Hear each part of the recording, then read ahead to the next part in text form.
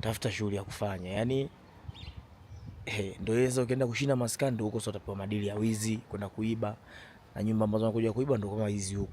Unaona wenzetu walivyojenga nyumba zao. Uwezo kukuta mtu nyumba yake kaijenga na maframe mbele. Wabongo ndio nyumba zetu tunavyojenga, kila nyumba ina frame mbele, kila nyumba ina frame mbele. Hizi zilizofungwa sio maframe, hizo ni geti tu za watu kuhifadhi magari, kwa sababu kwa magari watu wanaweka kwa ndani. Umeona?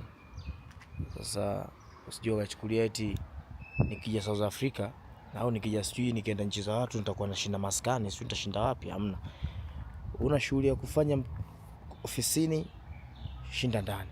Ukienda kuchili mtaani huko maskani wapi, ndio mwisho wa siku sana unabebwa na polisi. Mwisho wa picha sasa, maana ukishinda maskani lazima polisi watakuja. Na huko magari ya polisi yanapita 24/7 hours. Sio kama huko nyumbani eti polisi mpaka apigiwe